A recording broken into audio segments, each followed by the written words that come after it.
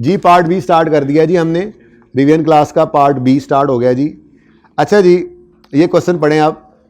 Gulshan enterprises is engaged in manufacturing of specialized drilling equipment for oil and gas industry. Following data pertains to the jobs undertaken by GEL during the month of August. Size of job orders, job A227, job B391। एडा लंबा लंबा नाम है, ABC कर देते यार, बच्चों को लिखते हुए मुसीबत पड़ी हो, ठीक है। इसमें भी टाइम लग जाता है, लेकिन उसने 16 नंबर भी तो पूरे करने थे ना, इतना आसान सवाल है, 16 नंबर भी तो कहीं से पूरे करने थे, टाइम लगवाना था जी। Size of job order units के अंदर 20, 40 और 30 आ रहे हैं। सेलिंग प्राइस पर यूनिट आ रही है। कॉस्ट ओपनिंग, फिर cost incur during the month. बेटा इसमें तो प्रोसेस भी आ गया ओपनिंग, है ना, तो क्या मुसीबत पड़ेगी, क्या मुसीबत पड़ेगी। ये फिनिश गुड्स का ओपनिंग है या ये फिनिश गुड का ओपनिंग है या वर्क इन प्रोसेस का ओपनिंग है, पता नहीं। कॉस्ट ओपनिंग लिखी हुई है और सेलिंग प्राइस और cost incurred material issued labour cost factory overheads. देखते हैं, कहते हैं आगे, सवाल पढ़ते हैं। तो बहरहाल ओपनिंग गिवन है। अगर फिनिश गुड का होगा तो उसके लेजर में ओपनिंग लिख लेंगे, अगर प्रोसेस का होगा तो उसके लेजर में ओपनिंग लिख लेंगे, क्योंकि मैंने आपको बताया है जब आपने फिनिश गुड्स कंप्लीट की एंट्री करनी है ना, finish good debit work in process credit, तो लेजर से करनी है। तो जब लेजर बन जाएगा तो ओपनिंग उसमें आ जाएगा, ठीक है। अच्छा, factory overheads are allocated to jobs on the basis of labour cost. अब लेबर कॉस्ट हमारे पास ये निकली हुई है, ठीक है, इसकी बेस के ऊपर बांट देना है। On 16 August 23, during the month of अगस्त उन्होंने ये जॉब्स अंडरटेक की हैं। 16 अगस्त एन महीने के दरमियान में a special machine was hired on किराया for 3 months exclusively for job C.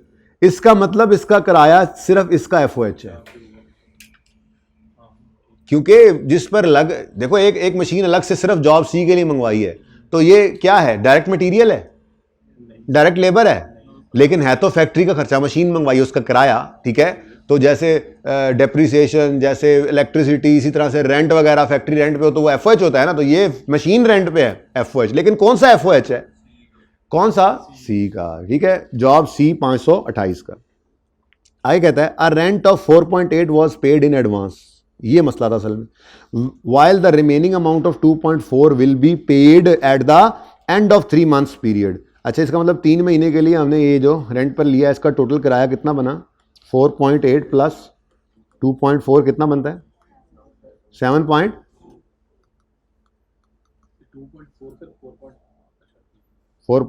Advance में दे दिया था, और फिर 3 महीने के एंड पर भी देना है, इसी का किराया ही है, ठीक है। अब ये 3 महीनों का है, ठीक है। The transportation cost incurred in bringing the machine to the site amounted to point, और यार ये भी तो वही खर्चा है, हाँ 0.3। टोटल खर्चा कितना, हमें मशीन कितने किराए में पड़ी है, और ये भी तो किराया ही था, 7.5 हो गया। ये टोटल हमने 7.5, जिसमें से 3 मुझे पता है। असल में कहानी कुछ इस तरह से है कि आपने 4.8 प्लस 0.3 कितना बनता है। वैसे तो ये साथ देखो, एक बात बताओ, 3 महीने के लिए हमने किराए पे लिया। असल में ना मामला एंड पे क्या है, सिर्फ 1 महीने की एंट्रीज करनी है ना। अगर 3 महीने करनी तो फिर तो मसला ही को नहीं था, फिर तो सारे का सारा FOH में डेबिट करके कैश क्रेडिट कर देते, लड़ाई को नहीं थी। लड़ाई क्या है, 1 महीने की एंट्री करनी है, तो 1 महीने का किराया एक्सपेंस यानी FOH में जाएगा, और बाकी जो 2 महीने हैं वो प्री पेमेंट में आना है बैलेंस शीट के अंदर। इतनी सी बात है। और ये इंट्रो की एंट्री थी, ये CMA की एंट्री नहीं है। CMA की एंट्री सिर्फ इतनी सी थी कि ये फैक्ट्री, ये जॉब सी के लिए मशीन आई है तो उसका FOH है। बेटा वो भी देख लेते हैं, हमें 1 महीने के लिए आएगी, आधे के लिए आएगी। मैं ये कह रहा हूं कि अगस्त के महीने के लिए हमने एक्सपेंस बनाना है, जहां भी लेके जाना है, बाकी प्रीपेड बनना है। आधा महीनों का तो आधा ही करेंगे, अभी मैं उस तरफ नहीं जा रहा। मैं ये कह रहा हूं ये 3 महीने का टोटल खर्चा है, पता नहीं कितनी अमाउंट पे कर दी है, बहुत ज्यादा कर दी है। अब पता नहीं ये 15 दिन का आना है, 1 महीने का आना है, जो अगस्त के अंदर यूज हुआ है सिर्फ वही एक्सपेंस आना है ना, ठीक है, तो सही है। तो ये इंट्रो की एंट्री है। खैर अच्छे भले चल रहे थे, ऐसे ही लिख लो सारे का सारा ये पॉइंट। अच्छा, तो 4.8 टोटल मशीन का किराया है और 0.3 उसके टोटल किराया है। 4.8 प्लस 2.4 कितना बना था, 7.2 प्लस पॉइंट, ये सारे का सारा ही मशीन का किराया है। समझो सारे ही, हमें मशीन इतने में पड़ी है 7 point.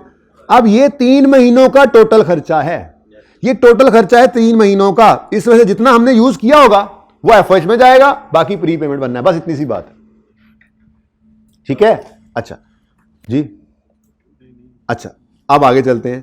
The cost incurred in respect of this machine have not been included in factory overheads amount. कहता है कि जी ऊपर वाले जो फैक्ट्री ओवरहेड्स आप निकालेंगे ना, ठीक है, फैक्ट्री ओवरहेड्स को उसने क्या कहा था, factory overheads are allocated during the month, factory overheads were 245। तो ये 245 जो आपने बांटने हैं ना, इसके अलावा तो अलग ही एंट्री रख लेना, ऐसी गुच्छ मचोला ना करना, 245 की एंट्री अलग कर लेना, ठीक है, जॉब ए, जॉब बी, जॉब सी करके, ठीक है, एफओएच क्रेडिट कर देना और इसको अलग से कर लेना। ओके, सही है।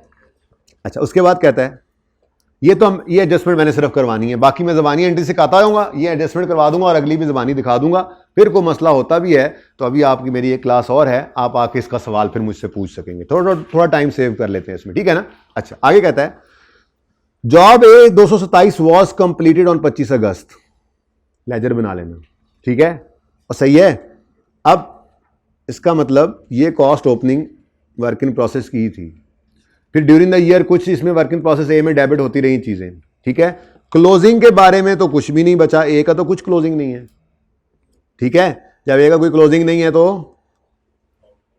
सारे का सारा कहाँ चला जाएगा, बैलेंसिंग फिगर फिनिश गुड्स में निकाल लोगे ना। अभी एंट्री दिखा देता हूँ मैं, ये कोई टेक्निकल बात नहीं थी।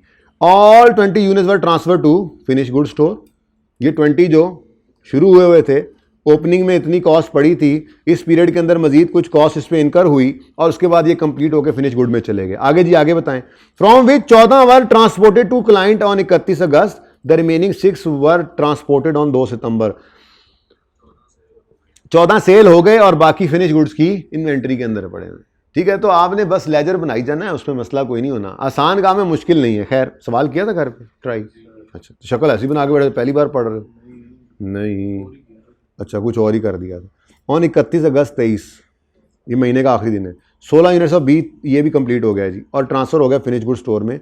It is estimated that further cost required to complete the job work completed. अच्छा, 16 कंप्लीट हुए हैं तो बाकी 40 में से बाकी रहते हैं ना, वो वर्क इन प्रोसेस में है, ठीक है। तो वो कहता है रिक्वायर्ड टू कंप्लीट जॉब जो है वो क्लोजिंग की अभी कितनी है, 95।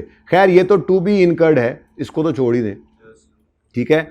बस आपने फिनिश गुड्स 16 की निकालनी है, तो आपने अब क्लोजिंग वर्क इन प्रोसेस जो है अब वो किसी तरह से निकालना है, कोशिश करके देखना है, देखते हैं, ठीक है, सही है।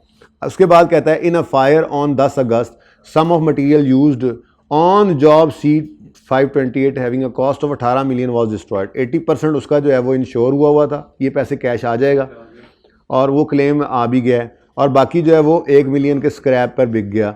तो इसके बाद भी अगर कुछ बच जाता है, आप करोगे इंश्योरेंस क्लेम जो रिसीव हुआ वो कैश आ गया ना, डेबिट कर लेंगे। उसके बाद कैश कुछ स्क्रैप वाला भी आना है, और रॉ मटेरियल कौन सा है, रॉ मटेरियल एक ही है ना, रॉ मटेरियल इन्वेंट्री क्रेडिट हो गया, ठीक है। कितना, इसको आप पीएनएल में डाल दें, जान छुड़ा लें, ठीक है, नॉर्मल लॉस है, कोई मसला नहीं है, ठीक है। अच्छा, अब आते हैं इसकी तरफ। टोटल 7.5 है, टोटल 7.5 हमने पे नहीं किया। पे हमने कितना किया है, ये 2.4 पेएबल है और ये 0.3 भी हमने पे कर दिया, यानी कि इसका मतलब हमने पे कितना कर दिया, 4.8 प्लस 0.3, पे कितना कर दिया, 5.1 पे हो गया।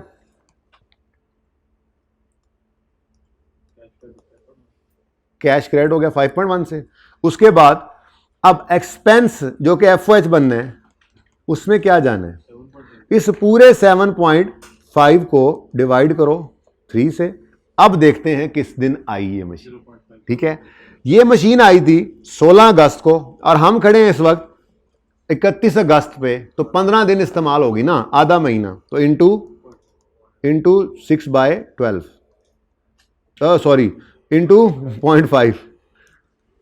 इसको आप यूं कर सकते थे 15/30, सॉरी, ठीक है जी, बोले 5.1 कितना जी, 1.25।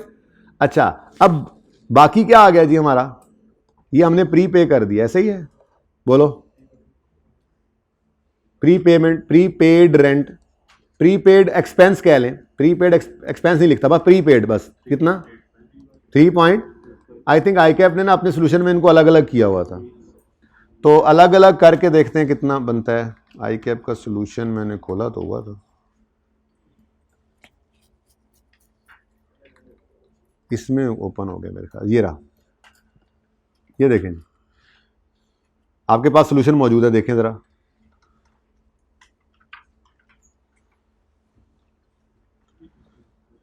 ये दो एंट्रीज अलग अलग हुई हुई हैं जी।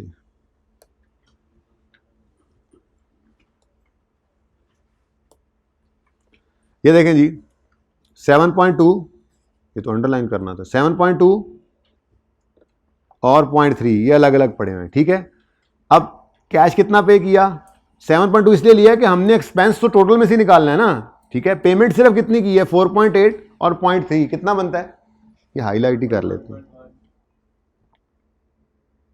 हाईलाइट कितना है, हाईलाइट जी बेटा, ये 7.2 से एक्सपेंस निकलना है, ठीक है, 0.3 से भी एक्सपेंस निकलना है, हमने इनको इकट्ठा करके कर लिया 7.5 डिवाइडेड बाय 3 इंटू 0.5, ये तो सेम है, ठीक है ना। तो ये 1.2 और 0.05 कितना बनता है, 1.25 और ये हमारा 1.25 आ गया, ठीक हो गया। उसके बाद कैश कितना पे हुआ है, कैश कितना पे हुआ है 4.8 भी और 0.3 भी, टोटल कितना बनता है, यही मैंने इकट्ठा किया हुआ है 5.1, ये आ गया। बाकी बैलेंसिंग क्या है वो ज़रा इजी हो गया था इस तरह से, 3.8 और 0.25 टोटल कितना बनता है, प्री पेमेंट, प्री पेमेंट उन्होंने प्री पेड रेंट अलग किया, प्री पेड ट्रांसपोर्टेशन अलग किया, मैंने प्री पेड कर दिया इकट्ठा बस, ठीक है जी। कितना बनता है 3.85, ठीक है जी। अब ये वर्क इन प्रोसेस को डाल रहे हैं, एफओएच में डाल दें, वहां से भी आ तो जाने ही है।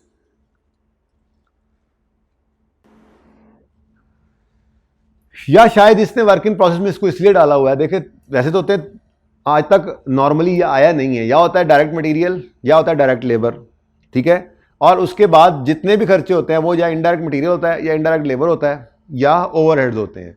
लेकिन एक डायरेक्ट एक्सपेंस भी एक चीज होती है। जब बेसिक्स पढ़ाई थी ना तो प्राइम कॉस्ट के अंदर मैंने ये 3 चीजें लिखी थी, direct material, direct labour, direct expense. वहां पर मैंने आपको एक मिसाल दी थी कि डायरेक्ट एक्सपेंस का मतलब ये है कि जैसे मिसाल के तौर पे एक कंस्ट्रक्शन कंपनी है जिसने एक घर कंस्ट्रक्ट करना था, तो जिस दिन वो पीसीसी डालने लगे, लंटर जिसे कहते हैं, लेंटिल, ठीक है, तो जिस दिन वो लंटर डालने लगा उस दिन आप देखते होंगे वहां पे एक पूरी वो मशीनरी आती है, ठीक है। वो मशीनरी वो पूरा वो खंबा सा होता है, एक लिफ्ट सी होती है, एक वो ऐसे वो पड़ोला सा होता है, ठीक है ना, उसमें घुमा के मिसाला बीच में फेंकता है और वो साथ एक वो पीटर इंजन रखा होता है, वो लिफ्ट ऊपर जाती है, मिसाला फेंक के आती है, वो सारा कुछ नजर आ रहा है आपको, घर अक्सर ही जाते जाते बंदे देखते होंगे।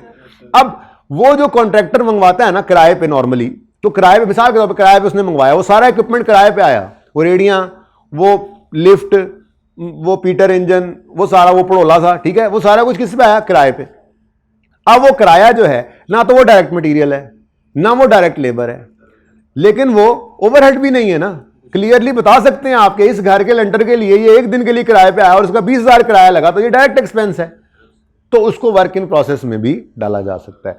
तो इन्होंने वर्क इन प्रोसेस के अंदर डाला हुआ था और ये डायरेक्ट एक्सपेंस कहकर ही डाला जा सकता है, तो दोनों ही सही है, ठीक है। आप उसको इनडायरेक्ट एक्सपेंस समझते हुए एफओएच में भी डाल दें तो अल्टीमेटली एफओएच से भी तो एंट्री वो अप्लाइड की बारह उधर नहीं आएगी, एफओएच थोड़ा बढ़ जाएंगे, अल्टीमेटली प्रोडक्ट तो बैलेंस हो ही जानी है। लेकिन इन्होंने वर्क इन प्रोसेस में किस लिए डाला हुआ है, क्योंकि ये डायरेक्ट एक्सपेंस है, डायरेक्ट मटीरियल डायरेक्ट लेबर नहीं है, लेकिन ओवरहेड भी नहीं है। क्लियरली बता सकते हैं इस जॉब के ऊपर, इस स्पेसिफिक सी जॉब के ऊपर ये जी इतना खर्चा हमारा हो गया, ठीक है, ये इतना खर्चा हो गया, तो इन्होंने इसको वर्क इन प्रोसेस जॉब, ठीक है। तो उसी वाला करना है, कर लेते हैं, समझा तो मैंने दिया ही आपको, ठीक है।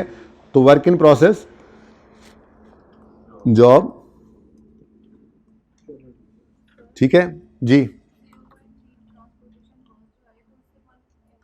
लेकिन बेटा ऐसे तो फिर ये भी उसी मंथ पे हो गया 4.8, ये क्यों नहीं फिर सारा एक्सपेंस में डाल रहे? किसने पूछा सवाल? ये क्यों नहीं फिर डाले? ये भी तो उसी मंथ पे हो गया ना, सारा एक्सपेंस कर दें। क्या हम पेमेंट की वजह से एक्सपेंस रिकॉर्ड करते हैं या इनकर होने पर करते हैं? आपने 3 महीने के लिए ये मशीन मंगवाई है, तो 3 महीने का टोटल खर्चा ये बनता है 7.5। अब ये बराबर 3 महीने पे बांटने हैं। पे 1 रुपया ना हुआ होता, सारा ही बाद में पे करना होता, ये ट्रांसपोर्टेशन भी बाद में पे करनी होती, तब भी 7.5 का खर्चा था, हमने बांटना था 3 महीने पे, तो वो हमने टोटल 1.25 को ही चार्ज करना था, 1 रुपया ना पे करते। पेमेंट की वजह से तो करते ही नहीं, हम तो यूज की वजह से कर रहे हैं, कितना इस्तेमाल कर लिए, कितना इस्तेमाल रहता है, पैसे आज दे दिए, अभी इस्तेमाल बाकी है, तो ये प्री पेमेंट है।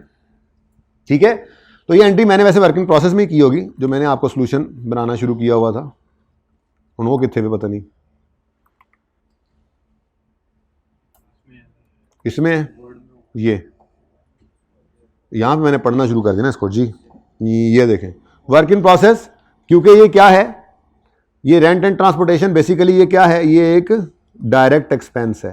तो डायरेक्ट एक्सपेंस को आप वर्क इन प्रोसेस में डाल सकते हैं, और अगर आप अजम्पशन ले लें नीचे लिख दें, आप एफर्ट में भी डाल सकते हैं, कोई मसला नहीं है। ठीक है, लेकिन ये ज़्यादा लॉजिकल बात है, मैंने आपको समझा भी दिया। ठीक है अच्छा जी, अब ये एंट्री आप नोट कर लें, कितों करोगे, इतों करोगे, यहां से नोट कर लें, ये इस तरह से बनाई है मैंने। ठीक है, उसके बाद बाकी भी आपने, अब सोल्यूशन आपके पास मौजूद है, वैसे तो वेबसाइट पे भी मौजूद था, लेकिन आज मैंने हार्ड फॉर्म में भी दे दिया ना। ठीक है, अब आपने इसको एक ट्राई देनी है अच्छी सी, जहां पे आपने अंडर ओवर निकालने लेजर बनाए, जहां पे आपने फिनिश गुड्स कंप्लीटेड वाली निकालनी है आप लेजर बनाएं, और कोई मसला आता है तो आप परसों वाली दूसरी आखिरी रिवीजन क्लास के अंदर मुझसे उसका मसला पूछ लीजिएगा, थोड़ा टाइम अब सेव कर लेते हैं। ठीक है, सही है, चलें आगे।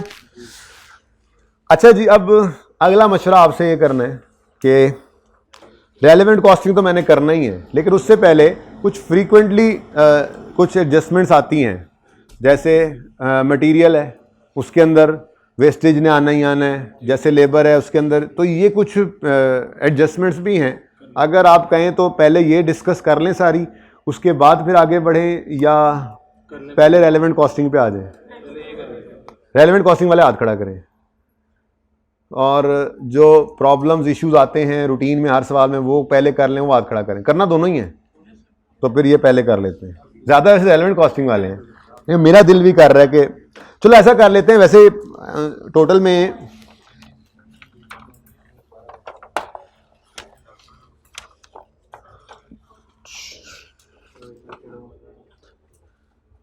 कुछ 7, 8, 9 बातें हैं टोटल, छोटी छोटी हैं। ठीक है, तो उनमें से जितनी होगी फिर बोर होने लगे तो, या उन्होंने इशारा दे दिया तो कहीं भी रोक देंगे फिर। ठीक है, उसके बाद आगे चल पड़ेंगे। ठीक है, तो ये अब मैंने इसमें भी नहीं बनाया हुआ था अपनी रिवीजन वाले में।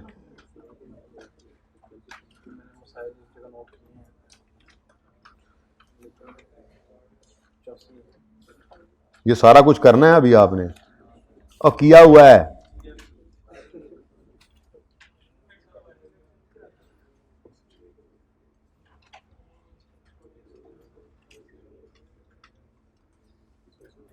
कॉमन इश्यूज जो आते हैं या फ्रीक्वेंटली आस्क्ड जो एडजस्टमेंट्स हैं, उनके अंदर सबसे पहली चीज़ है कि आपको प्रोडक्शन के यूनिट्स निकालना पड़ जाते हैं।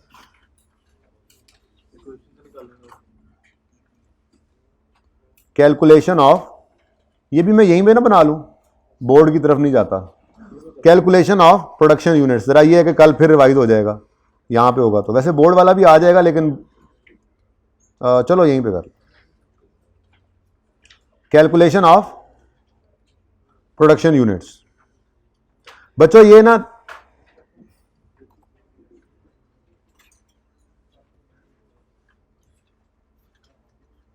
आपको डिफरेंट तरीकों से डाटा दिया हो सकता है। डाटा के हिसाब से ही है, सबसे उर्फ आम में इस्तेमाल होने वाला जो तरीका वारदात है वो इक्वेशन है, opening plus production less closing finish goods is equal to sold units. ठीक है ना, तो इसमें से वो opening finish goods, closing finish goods और सोल्ड यूनिट्स दे देता है, और प्रोडक्शन आप निकाल लेते हैं। कभी कभी उलट भी चलना पड़ता है, लेकिन मैं प्रोडक्शन यूनिट्स की बात कर रहा हूं। ठीक है, तो सबसे आसान उर्फ आम में इस्तेमाल होने वाला तरीका जो है, कैसे चलाना है, ऐसे चलाना है, कॉमन इश्यूज ये साइज है, तो यहां पे भी फिर वही रहे ना।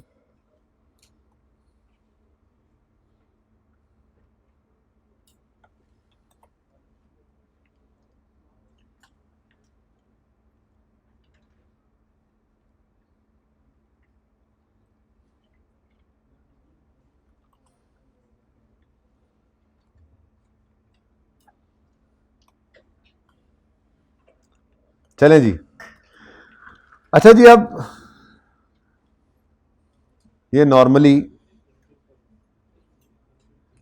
किस तरह से कैलकुलेट होगा, बातें करने के लिए बुलाया आप लोगों को, प्लीज़, बड़ी अहम बातें अब, ठीक है। ये आप गौर करेंगे, ये सारी कॉस्ट के अंदर आपको इनसे पाला पड़ता रहा, तो ये थोड़ा सा बात अगर कर लेंगे तो इस तरह से कंफर्टेबल हो जाएंगे कि ये एडजस्टमेंट जब कभी आएंगी आपको पता होगा यार यही तो 7 8 9 चीज़ें हैं, बस इससे बाहर तो है नहीं। भाई आपकी गैर मौजूदगी में हमने फैसला ये किया कि हम जो कॉमन इश्यूज आते हैं सारी CMA के अंदर, हम पहले वो डिस्कस करेंगे, फिर रेलेवेंट कॉस्टिंग पे जाएंगे। हालांकि ज़्यादा वोट उस तरफ थे, लेकिन इंशाल्लाह जोहर से पहले ही रेलेवेंट कॉस्टिंग का सवाल हो जाएगा, बल्कि फर्दर प्रोसेसिंग का रीसेंट अटेम्प्ट वाला सवाल भी इंशाल्लाह हो जाएगा। रेलेवेंट कॉस्टिंग रीसेंट अटेम्प्ट में आया नहीं ना, इसलिए इंपॉर्टेंट भी बहुत है। और फर्दर प्रोसेसिंग मेरे अंदाजे के मुताबिक और शट डाउन, इन दोनों को देख लीजिएगा, ये आ सकते हैं। लिमिटिंग फैक्टर आ गया हुआ है, ठीक है, नहीं लिमिटिंग फैक्टर भी नहीं आया, अच्छा कोई गल नहीं। हाँ सर नहीं आया, वही तो नहीं आया था सर, पढ़ के वही गए थे। अच्छा सुने, अगर फिनिश गुड्स की इन्वेंट्री गिवन है, if finish good inventory is given,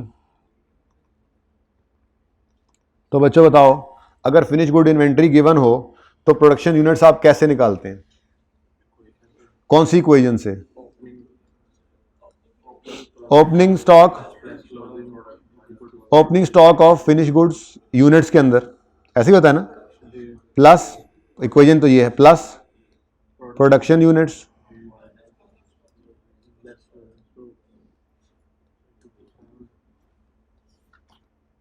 less closing stock of finish goods units आ गए और यूनिट्स सोल्ड। अब ये 4 चीजें हैं, इनमें से जो 3 गिवन होंगी तो चौथी बैलेंस ही निकल आएगी। हम बात कर रहे हैं सर प्रोडक्शन यूनिट्स निकालने पड़ सकते हैं, तो ऐसी सूरत के अंदर आपको ओपनिंग गिवन करेगा,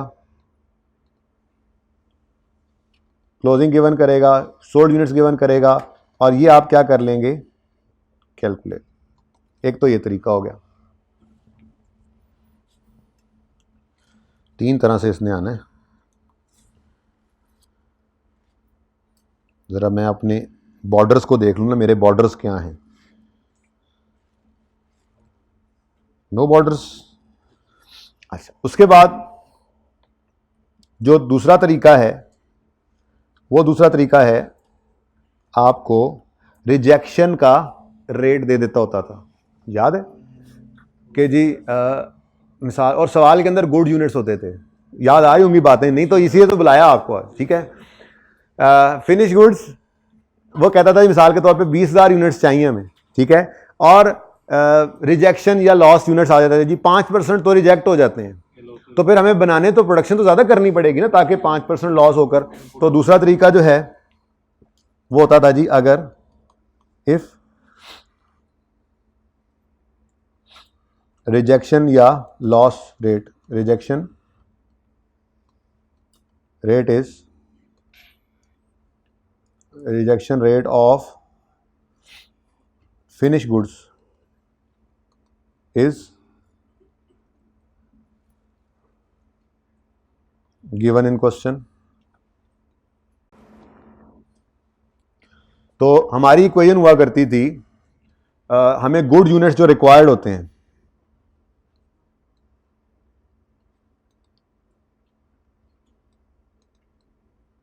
नॉर्मली ये सवाल में गिवन होते थे।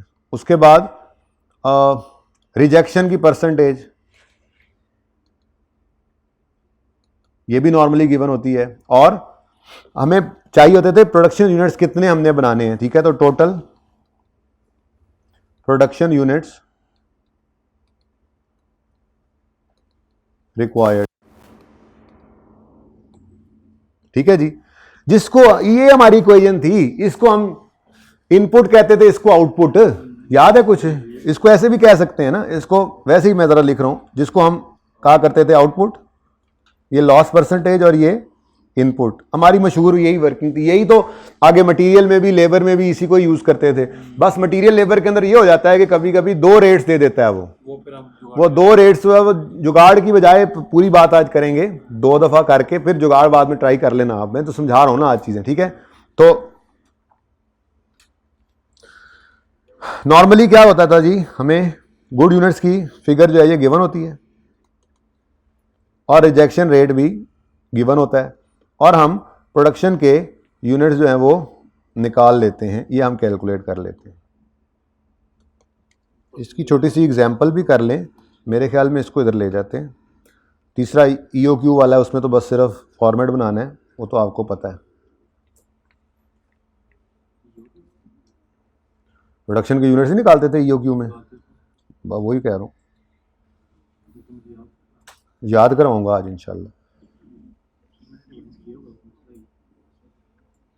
अच्छा जी जी, अगर रिजेक्शन रेट गिवन है तो मिसाल के तौर, छोटी सी मिसाल है, छोटी सी मिसाल, बिल्कुल छोटी सी, हम एग्जाम्पल करते हैं जी ब्लू कलर से।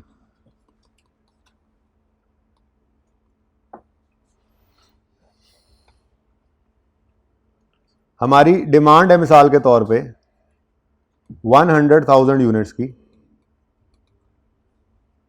और रिजेक्शन रेट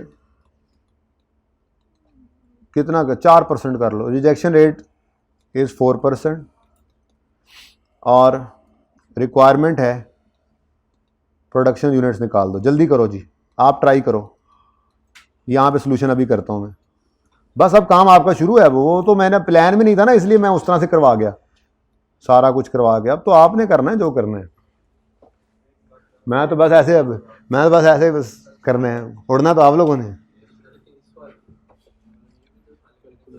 क्या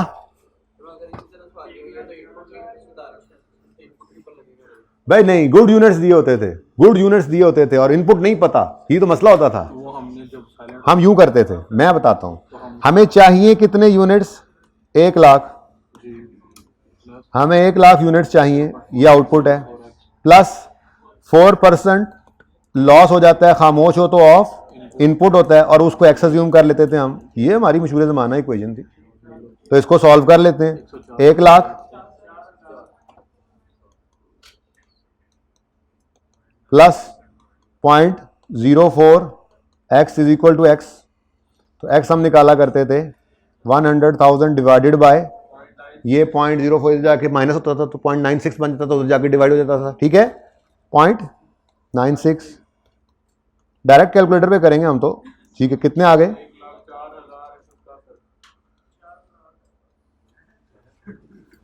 भाई का 4 लाख निकला है, माशाल्लाह माशाल्लाह। भाई के वोट ज्यादा निकला है, तो भाई को भी नहीं पता था कितने आएंगे। भाई तो फिर भाई है ना। कौन से भाई? और चुप, कराची नहीं जाना तुमने कभी? ऐसे ही फिर बोरी बोरी में पड़े हो। अच्छा जी, रिजेक्शन रेट, मैं तो फैन हूं उनका जी। रिजेक्शन रेट कभी डाले तो डरते हैं, कभी बोरियां तो डरते हैं, साड़ी की जिंदगी जी। Rejection rate of finish good is given, ठीक है, तो ये काम कर लेना है। अच्छा, इसके अंदर वो चक्कर नहीं होता कि यहां से यहां, अगर हो जाए तो देख लेंगे, वैसे ऐसा होता नहीं है। और तीसरी चीज जो है वो है, अगर opening closing work in process सवाल में गिवन हो, इफ EOQ नहीं बोला मैंने, EPU बोला है, तुम्हें EOQ सुनाई दे, EOQ बोला है। ओह माय गॉड, वो असल में एंड पे वही करना है ना, आज उसी को प्लान कर रहा था। अच्छा, इन्वेंट्री मैनेजमेंट एंड पे बिल्कुल डाला मैंने, पहले मेरे प्लान में नहीं था। इनिशियली मैंने जो सोचा था ना, उसमें जो मैंने आपको मैसेज किया था ग्रुप्स के अंदर तस्वीर खींच के, उसमें इन्वेंट्री मैनेजमेंट रिवीजन क्लास 2 में था, फिर वो एकदम से 1 में आ गया। लेकिन कोई पता नहीं, आज ना हुआ तो फिर 2 में चला जाएगा, क्या हो सकता है जी। ओपनिंग या closing work in process is given in question. अगर opening closing work in process question में गिवन हो तो हम क्या करते थे जी? तो हम प्रोडक्शन यूनिट निकालते थे using production units will be calculated using equivalent production unit। Equivalent production unit, material, conversion, याद आ रही हैं बातें? यही तो याद है, यह नया नया पढ़ा है ना असल में। उसके बाद एक्चुअल, मैं फाइफो वाला कर रहा हूं, मुझे ना कहना दूसरा करो जी। एक्चुअल आउटपुट यूनिट्स, ठीक है जी। उसके बाद प्लस करते थे इसमें एबनॉर्मल, बल्कि closing work in process, closing work in process, और ये आया करता था स्टेज ऑफ कंप्लीशन। नहीं, मैं फाइफो नहीं करूंगा, मैंने कहा स्टेज ऑफ कंप्लीशन परसेंटेज, पता है आपको, बस सीपीयू एक बनाना, थोड़ा सा फॉर्मेट जरा आपके सामने आ जाए। और प्लस करते थे एबनॉर्मल लॉस, और अगर एबनॉर्मल गेन आता था तो माइनस कर देते थे, ठीक है। तो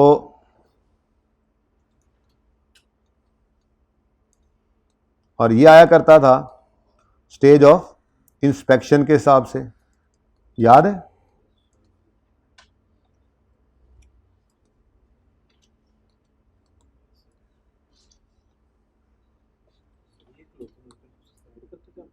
हाँ जी, स्टेज ऑफ इंस्पेक्शन परसेंटेज, ठीक है जी। तो यहां से हमारे पास आ जाया करते थे प्रोडक्शन के यूनिट्स।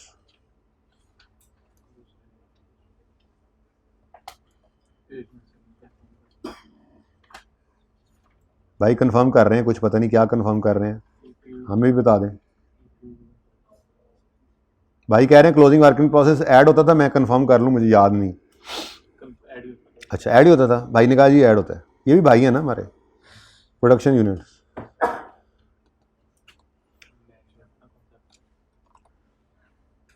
ओ भाई हेलो, किधर? आज नहीं तुमने कहीं जाना, सारा कुछ तो तुम्हारे ऊपर मैंने लिखा है। ये सफ़े की बात कर रहा हूँ, इस शीट को कह रहा हूँ, वन नोट की, ठीक है जी। तो ये हमारे पास कर दूंगा यार, ये जी पूरी कहानी मेरी ज़बानी कहानी कराई है मैंने। ले जी, अगर फिनिश गुड्स, अगर आपको प्रोडक्शन के यूनिट्स निकालना पड़े तो मैक्सिमम, तो खैर नहीं, तकरीबन मैक्सिमम ये 3 केसेस आ सकते हैं। फिनिश गुड इन्वेंट्री गिवन हो सकती है तो तरीका, और अगर रिजेक्शन रेट गिवन हो तो ये तरीका, और अगर work in process opening closing आ जाए तो ये तरीका, ठीक है जी। 1 2 उसमें भी आया था, अब जगह जगह पे नज़र आएगा आपको कहाँ कहाँ आया, तो यही काम बस कर रहा हूँ मैं। तो ये रेलेवेंट कॉस्टिंग से ज़्यादा अहम क्लास है, मतलब ये हिस्सा है क्लास का।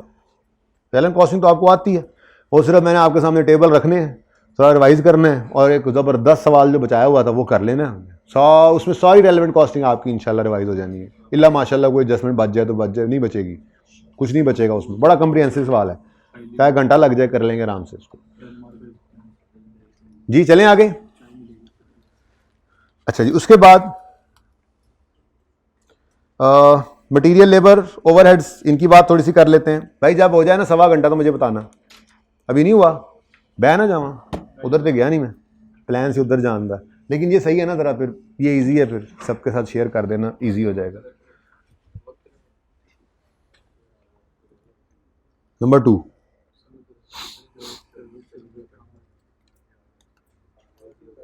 मटेरियल कॉस्ट के अंदर क्या क्या इश्यूज आ सकते हैं। मटेरियल कॉस्ट पिछले पीरियड की देकर अगले पीरियड की निकलवा ले। मटेरियल कॉस्ट में इन्फ्लेशन आ जाती थी, मटेरियल कॉस्ट के अंदर रिजेक्शन, वहाँ पे वो नॉर्मल लॉस आ जाता था, वहाँ पर यूनिट ऑफ मेजरमेंट को चेंज करना पड़ सकता था। बच्चे तो सारे मेरे ही बैठे हैं ना, कोई बाहर तो बच्चा तो नहीं बैठे हैं, तो है, तो समझ आ रही है आपको कुछ, ये कैसे हो सकता है?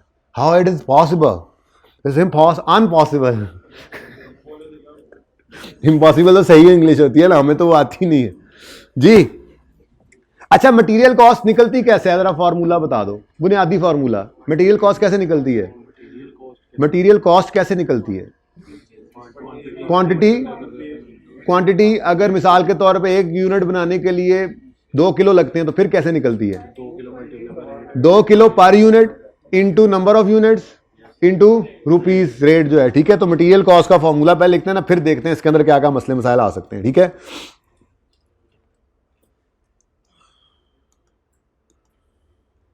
तो मटेरियल कॉस्ट जो है जी, वो आती है जी rate of material, rate into quantity per unit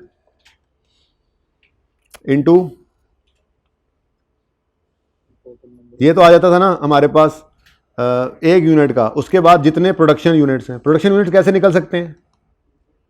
हाँ, ऊपर वाली बात इसीलिए कर दी, इसीलिए कहा था आपको आगे जाकर भी हमने देखा था ये एंड पे सवालों के अंदर कि जब हमें कोई मटेरियल की ज़रूरत पड़ती थी ना कॉस्ट निकालने की, तो हम कहते थे भाई अगर फिनिश गुड्स का लॉस है तो पहले फिनिश गुड्स में से जो प्रोडक्शन यूनिट्स निकालने ना, वो जो बनाने हैं वो निकालो पहले। ये ओपनिंग क्लोजिंग स्टॉक भी है तो प्रोडक्शन, हमें प्रोडक्शन यूनिट्स चाहिए कॉस्ट के लिए, तो फिर जो बिक गए बाकी बच गए वो क्लोजिंग स्टॉक में पड़े होते थे। तो प्रोडक्शन यूनिट्स जो मैंने अभी बताया, प्रोडक्शन यूनिट्स उस तरह से निकलते हैं, ठीक है। अच्छा, अब प्रोडक्शन यूनिट्स की तो बात हो चुकी, अब मसले मसाइल क्या हो सकते हैं, क्या क्या तरीके वारदात के हैं आई कैप के। यहां पर आई कैप यहां पर आपके साथ रेट को इफेक्ट करा सकता है। Rate is affected by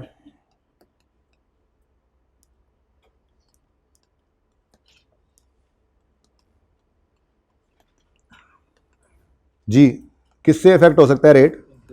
inflation आ सकती है, और भी कुछ हो सकता है जी, आप ही बताएं, कुछ आप लोग बताएं ना। आज आप लोगों ने सारा सीएमए पढ़ लिया है तो कुछ आप भी फूटे ना मुंह से। डिस्काउंट, डिस्काउंट कब मिलेगा? बल्क क्वांटिटी डिस्काउंट भी हो सकता है जी। सवालों में होती हैं चीजें, आप वो सारी सवालों की चीजें आपको याद आएंगी, ठीक है ना। पेपर में ना याद आए, अभी याद आ जाए, इसलिए मैं कह रहा हूं, मतलब पेपर में वैसे याद आएंगी, यूं ना याद आए यार ये भी था समझ नहीं आ रहा, इसलिए कह रहा हूं कि ये ठीक है जी। तो रेट जो है वो इन दो वजूहात की बिना पर छिड़वा लेता है आई कैप। उसके बाद क्वांटिटी के अंदर दो मसाइल आ जाते हैं। नॉर्मल लॉस आ जाता है जी, भाई कह रहे हैं। अब नॉर्मल लॉस तो फिर बैलेंसिंग बाद में निकाला करते थे ना जी, थोड़ा खुला खुला लिख लें इसको।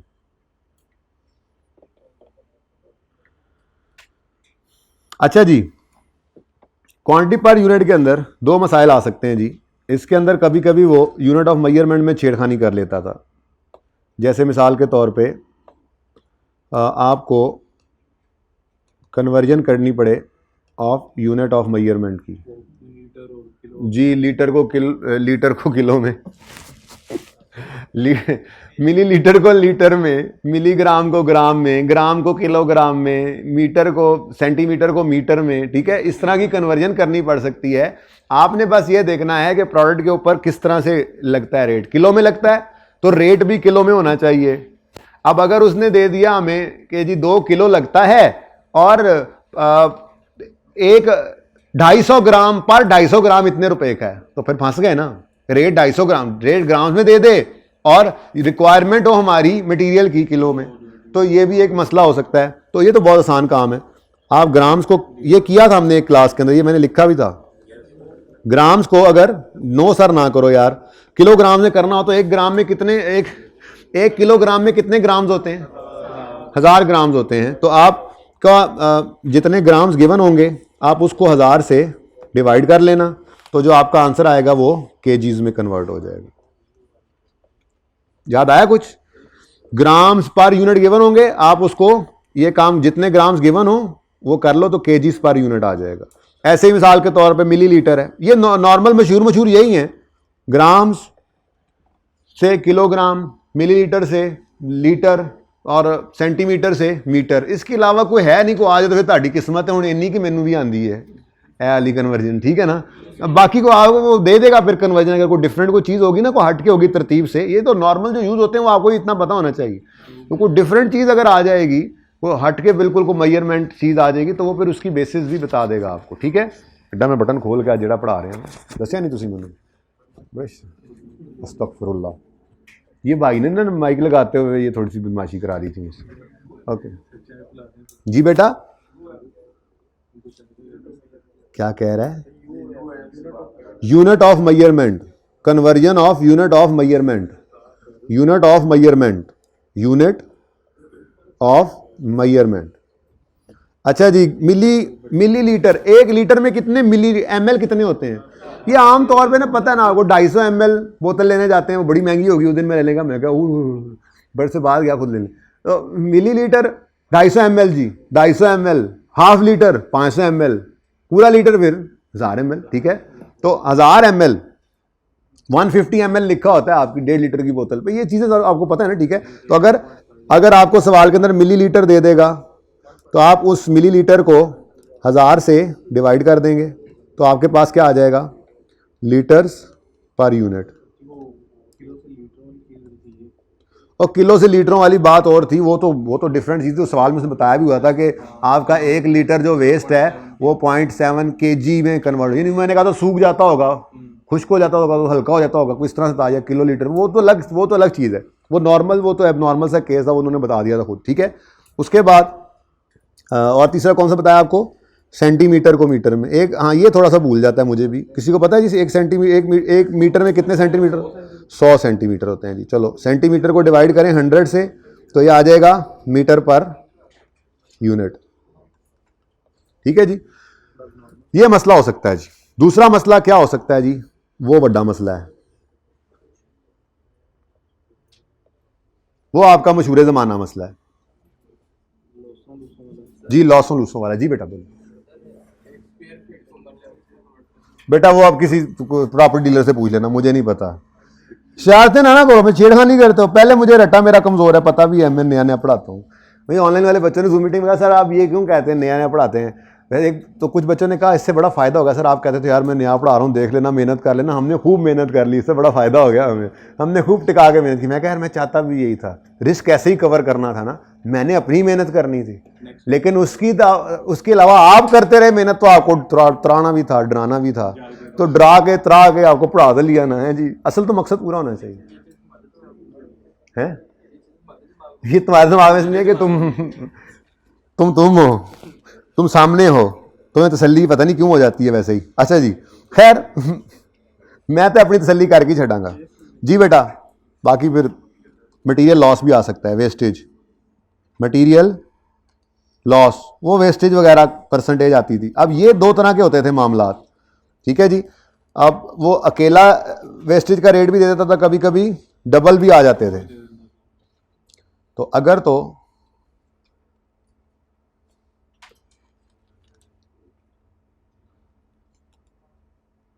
सिंगल वेस्टेज रेट है तो आसान, ये अभी अभी करके आए जो पीछे, सिंगल वेस्टेज रेट ही था। Single wastage rate is given in question, हाँ लेकिन हम एक जगह इकट्ठा कर रहा हूं मैं, ठीक है। सिंगल वेस्टेज रेट अगर सवाल के अंदर गिवन है तो हम क्या करते थे? हम कहते थे जी मटेरियल आउटपुट, उसके बाद मटेरियल लॉस परसेंटेज में होता था, ऐसे ही है ना। ये अब जो केजीज यूनिट्स जो भी हैं, यूनिट्स भी हो सकता था, केजीज भी हो सकता है, लीटर भी हो सकता है, मीटर भी हो सकता है, ठीक है। मटेरियल लॉस और बराबर होता था मटेरियल इनपुट के। अब नॉर्मल सर्कमस्टांसेस में ये होता था कि हमें सवाल के अंदर मटेरियल आउटपुट गिवन होता था और परसेंटेज इसकी भी गिवन होती थी,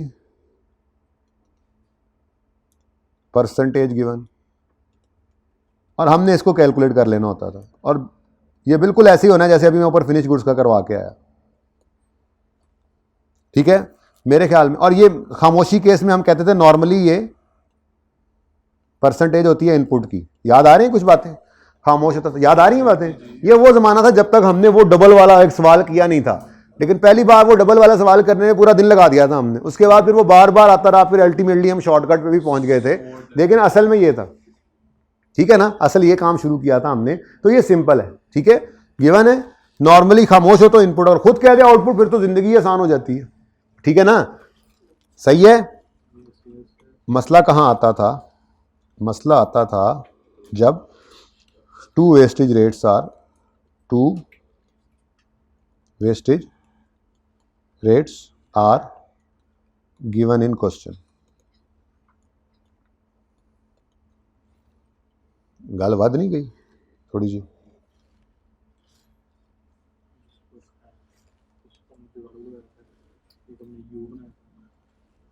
हमने यू बनाया था, आज वही यू बस अब सीधा कर लेते हैं, ठीक है ना।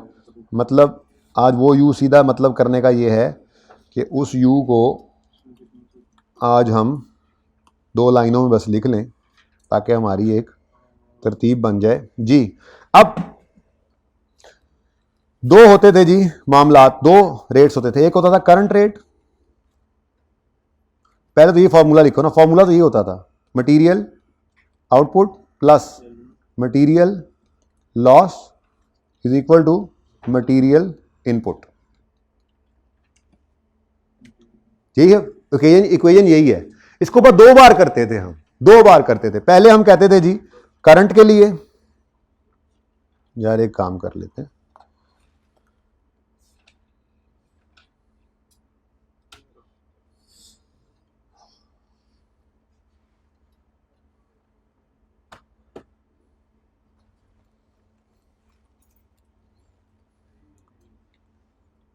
ये मैंने इसीलिए तो यहाँ पे करना शुरू किया हुआ है ताकि बनता जाए, तरतीब आगे पीछे करनी पड़े तो कर लें, ठीक है ना जी। अब सही हो जाएगा। अच्छा जी, अब मटेरियल आउटपुट, अच्छा अब ये 2 दफ़ा करना पड़ता था ये काम, 2 दफ़ा अब ये काम करेंगे हम। इसको थोड़ा और अब इधर ले आए, जगह बना लिया हमने।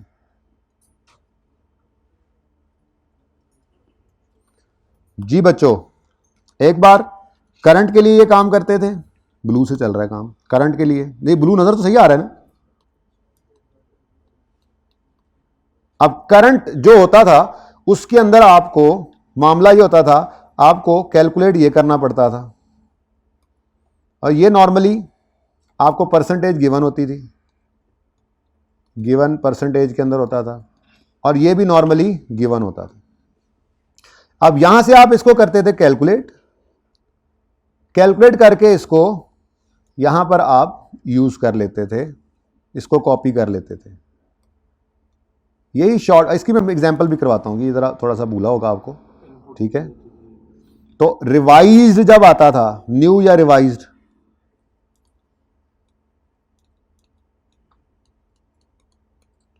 तो कैलकुलेट करके ऊपर वाली फिगर इधर ले आते थे, रिवाइज्ड परसेंटेज गिवन होती थी, और ये फिर हम करते थे कैलकुलेट।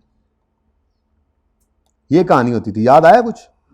इसी को हमने एक शॉर्टकट भी, हमने जुगाड़ भी रखा हुआ था एक, लेकिन वो जुगाड़ का दिन आज नहीं है ना, आज तो पहले बात समझाऊंगा, उसके बाद फिर एंड पे वही बेशक कर भी लेना।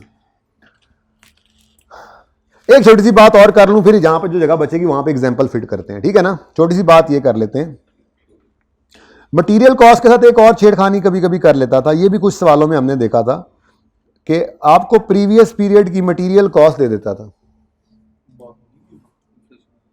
लेकिन वो इस तरह से भी नहीं, इस तरह से ना, सिर्फ रेट की बात की थी हमने। कभी ऐसा भी होता था कि आपको मटेरियल कॉस्ट प्रीवियस पीरियड की दे दे total, if total material cost of previous period is given,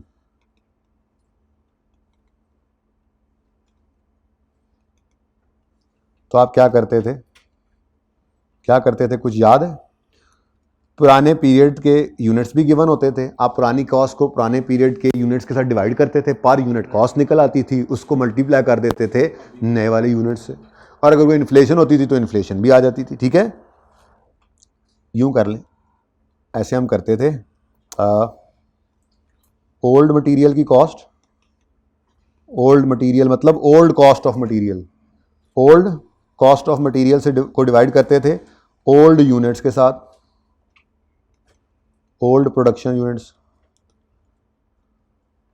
production units निकालने का वही तरीका जो बता दिया है, ना गिवन हो तो 3 ही मैक्सिमम है, ठीक है। Old production units.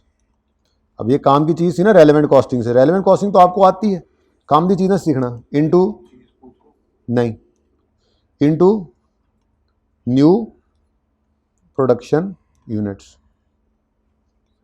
जी बोलें बोलें। सर वो इससे रिलेटेड नहीं है, मतलब सीवीपी से रिलेटेड है यार, सीवीपी का बारी कल है ना। जनरल एक अजम्पशन है उसमें।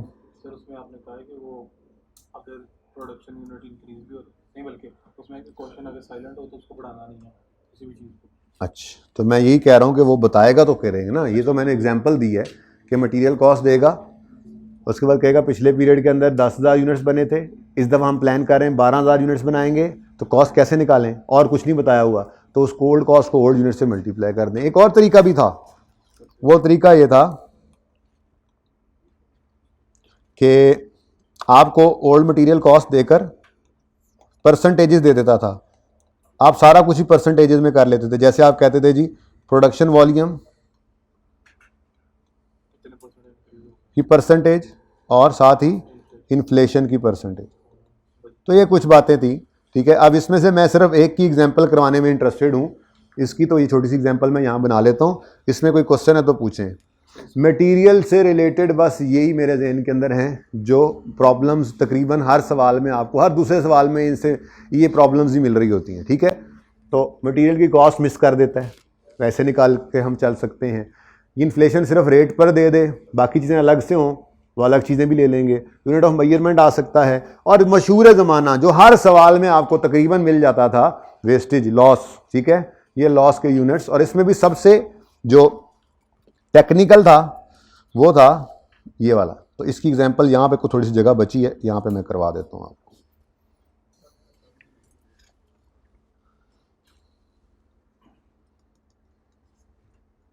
एग्जांपल कर रहे हैं जी,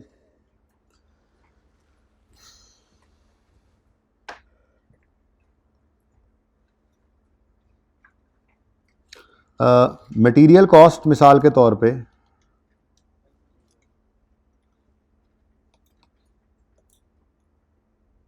जगह देना भाई,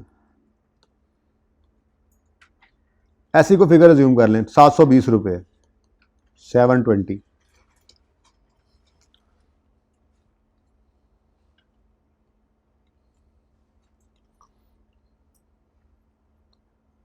करंट वेस्टेज 10% करें, कुछ तो करें, किसी वापस भी तो आना है, कम करनी थी।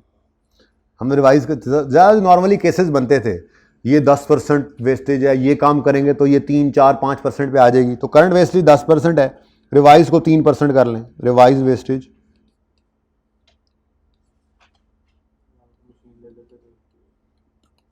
ठीक है जी, को मशीन लेते थे, ट्रेनिंग देते थे लेबर को, तो कुछ भी ऐसा करते थे जिससे हमारी ये वेस्टेज की परसेंटेज कम हो जाती थी। भाई सोना नहीं है, नींद आ रही है, नींद आ रही है, ठहर जा मैं तेन सेट करना हूँ। अच्छा, अब रिक्वायर्ड है, और टी ब्रेक दोपहर में होगी ना, रिक्वायर्ड है, ये करंट मटेरियल कॉस्ट है, ये क्या है जी, current material cost, current material cost 720 रुपये। ले जी, अब मेरी आपसे रिक्वायरमेंट है, जल्दी करें, मुझे रिवाइज मटेरियल कॉस्ट निकाल के दें, जल्दी करें, नहीं शॉर्टकट नहीं लगाना, बदतमीज़ो, वो बाद में चेक करने के लिए लगा लेना। मैंने 2 स्टेप्स में करवाया, 2 स्टेप्स में करके दिखाओ मुझे, फटाफट शॉर्टकट ला लिया बदतमीज़ा ने। भाई कितना टाइम हो गया, आमिर भाई जाग के बताएं जरा, आमिर भी सो रहे हैं, अभी तक सिर्फ 30 मिनट हुए हैं पार्ट 2 के ओनली। अच्छा, मतलब आप ये बताएं ना कि 1 घंटा हो गया तकरीबन, ओ इंशाल्लाह बस जितनी देर में वो 1.25 घंटा कहेंगे ना उतनी देर में बस ये फिर बाकी रोक देंगे, फिर थोड़ी देर बाद आप जब तंग हो रहे होंगे तो फिर फ्रीक्वेंटली की तरफ दोबारा आ जाएंगे ये जो। हाँ जी, फरमाएं फरमाएं फरमाएं। सॉल्यूशन, सॉल्यूशन जी बेटा, पहले वही काम कर लें, मटेरियल अपनी वो लिख रहे हैं ना, हम रिवीजन कर रहे हैं ना असल में, material output plus material loss is equal to material input, ये हमने लिख लेना है पहले पर्चे में। उसके बाद करंट ली, आपको क्या गिवन है, 720 का इनपुट गिवन है, देख लो 720 क्या है जी, इनपुट है, और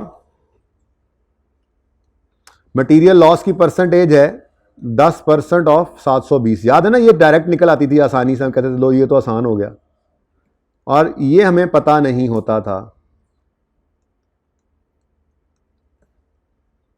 अब इसको सॉल्व करो, 648 आता है, तो हमारे पास आउटपुट कितना आ गया, मटेरियल आउटपुट सॉल्व करेंगे ना तो ये आ जाएगा 72, 720 का 10%, ये 72 आएगा, ये उधर जाके माइनस हो जाएगा, तो कितना आ गया जी मटेरियल जी, कितना ₹648। मतलब कि यूनिट्स नहीं गिवन तो हम रुपीस गिवन होते थे तो रुपीस के साथ शुरू हो जाते थे, कुछ भी गिवन है हमारी परसेंटेज की तरतीब यही रहनी, फर्क क्या है, ठीक है। उसके बाद रिवाइज्ड के अंदर ऊपर वाली इक्वेशन यही है, ये असल में इक्वेशन मैंने लिख लेनी थी पहले, है ना, पहले इक्वेशन इसीलिए लिख ली हुई थी ये, तो इक्वेशन वही है, इसने वो डिब्बा ही नहीं लगाया, आपका दोस्त लग रहा है, मेरा दोस्त नहीं लग रहा, मेरा दोस्त लाखों में एक वाला डिब्बा सही होता है, देखा। अब ये इक्वेशन है, अभी हमने पहले करंट को यूज करते हुए आउटपुट की फिगर निकाली है, अब इस आउटपुट को हमने रिवाइज वाले में प्लेस कर देना है 648, ठीक है, प्लस अब परसेंटेज हो गई है 3%, लेकिन वो 3% ऑफ एक्स है और ये हमें नहीं पता, तो इसको जरा डायरेक्ट कर लूँ, बल्कि इसी तरह लिखो 3% ऑफ एक्स, तो ये बन गया जनाब 648, ये मैंने रेड से ब्लैक से क्यों शुरू कर दिया, वो सारे ही बंद हो गए, उन्हें कहा ठहर जाओ, अब जो कुछ खुले ऐसी फिर लबना पहना है, ये तो सामने ही आ जाएगा। देखो रेलेवेंट कॉस्टिंग मैंने प्लान किया था कि शुरू यहाँ से करूँगा, अब आप खुद देख लें कि पिछले कुछ 3 घंटे से हमने वो शुरू नहीं किया, तो फिर आप कहेंगे 2 दिन में ख़त्म भी करूँ। देखिए कितना मज़ा आ रहा है क्लास पढ़ने में, आज मज़ा आ रहा है, समझ आ रही हैं चीज़ें, नहीं समझ आ रही, अल्लाह माफ़ करे फिर जी बेटा। अब ये 648 आपने उठाना है और उठाकर इधर ले आना है,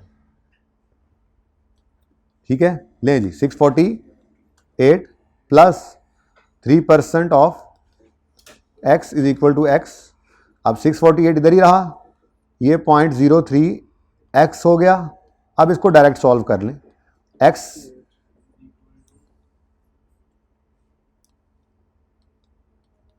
648, अब ये 0.03 था ना, उसी तरह से ये इधर आएगा तो माइनस हो जाएगा, 1 माइनस 0.03 तो 0.97, फिर ये 0.97 तो जाके क्या हो जाएगा डिवाइड, तो 0.97 से डिवाइड किया तो कितना आ गया ₹668। लें जी, ये आपकी रिक्वायरमेंट थी। अब इसका शॉर्टकट एक बनाया हुआ था हमने, इसका शॉर्टकट क्या बनाया हुआ था, ये 720 को पकड़ें, जिस पर जाना है उससे डिवाइड कर दें, जिस पे मौजूद है उससे मल्टीप्लाई, यानी 1 माइनस वो चीज, यानी हम यूं कहते थे 720 को मल्टीप्लाई कर दो 0.9 से, डिवाइड कर दो 0.97 से, करके देखो यही आंसर आएगा, शॉर्टकट था हमारा, याद है तो कॉन्सेप्ट याद हो, बाकी पर्चे में शॉर्टकट ही लगाना, लगा के देख लो, पहले ही लगाया सर हमने, पहले लगाया यही था, दूसरा हमने तो कोशिश भी नहीं की दूसरा काम करने की। लें जी मटेरियल कॉस्ट, अभी इसके बाद जी इंशाल्लाह बात कर लेते हैं लेबर की, और उसके बाद वेरिएबल फिक्स्ड ओवरहेड्स को ज़रा रोक देंगे, वो फिर थोड़ी सी किसी और चीज़ में नहीं आ, वो ज़रा बोझल हो रहा है वेरिएबल, बल्कि लेबर वाले सवाल, लेबर के अंदर एक लर्निंग कर्व का भी क्योंकि इम्पैक्ट आना, लर्निंग कर्व का एक सवाल भी कर लेते हैं, मैं उसमें लर्निंग कर्व करवा दूंगा और बाकी जो है वो फिर इंशाल्लाह आप सवाल घर पे कंप्लीट कर लेंगे। ज़रा बुलाएं ज़रा असगर को, सवाल मैंने कहे थे कुछ, आया कोई और हैंड आउट आपके पास, एक ही आया है, ये तो पेपर है ना, बुला लें ज़रा। यार मैंने पानी नहीं पिया सुबह से यार,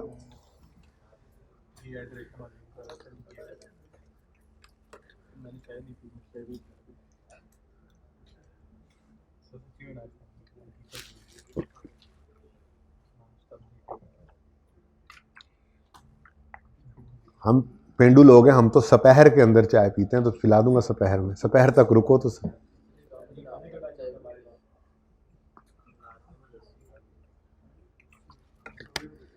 यार वो हैंड आउट क्वेश्चंस जो कहे थे ले आओ जरा, मुझे दिखाओ, कॉपी भी हो गए, सोल्यूशन भी लेके आओ जल्दी से।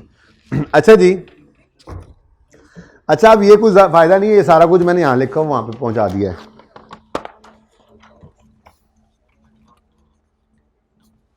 लेबर में काम ज़रा ज़्यादा है, लेकिन चलो कोशिश करते हैं कि जो 15 मिनट हैं इसके अंदर लेबर की बात हो जाए क्विकली, उसके बाद फिर इंशाल्लाह सवाल जब है वो अगले पार्ट में शुरू कर लेंगे इंशाल्लाह। ज़ोहर से पहले रेलेवेंट कॉस्टिंग और डिसीजन मेकिंग का भी एक सवाल कर लेना है, क्योंकि यही वो टाइम है जिसमें आप फुल फ्रेश हैं।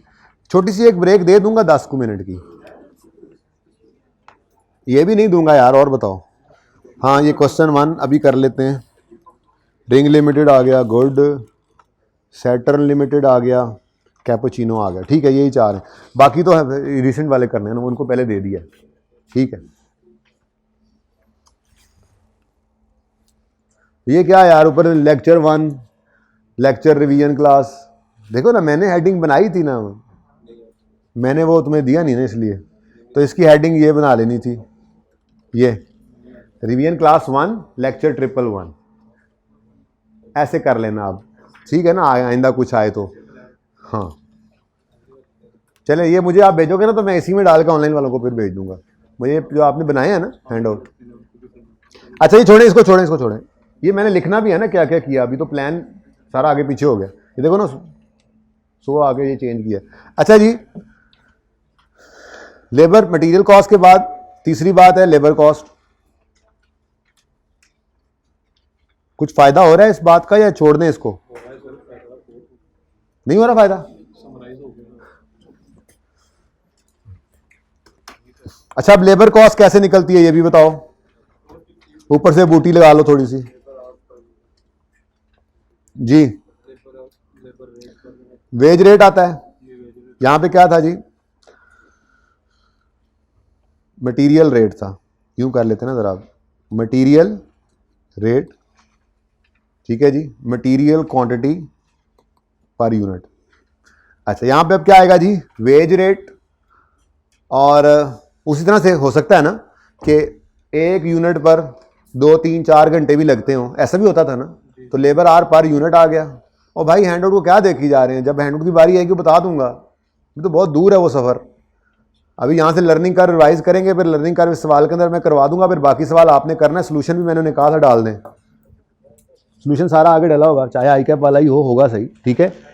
हाँ बस ठीक है यार, इसका सोल्यूशन तो नहीं डालेंगे, तो मैंने सारा करवाना है रिंग, तो चलो कोई बात नहीं, आई कैप वाला सोल्यूशन ही है। तीसरा भी मैंने करवाना है, चौथा भी मैंने करवाना है, चलो ठीक है। ये फ़ायदा ही हो जाएगा ना सोल्यूशन में, आप देखते जाओगे ज़रा आई कैप वाले सोल्यूशन में, और हमारे सोल्यूशन में कोई चेंज होगी तो मैं बता दूंगा वजह, होगी नहीं वैसे, तरीका वारदात का चेंज होता है, जवाब नहीं चेंज होता। लेबर कॉस्ट फरमाएं जी, वेज रेट पर आर, वो छड़ दे हूँ, पीस रेट में तो मसला ही कोई नहीं होता जिंदगी। हाँ तुम अपना कॉन्सेप्ट अपने पास रखो, into labour hours per unit,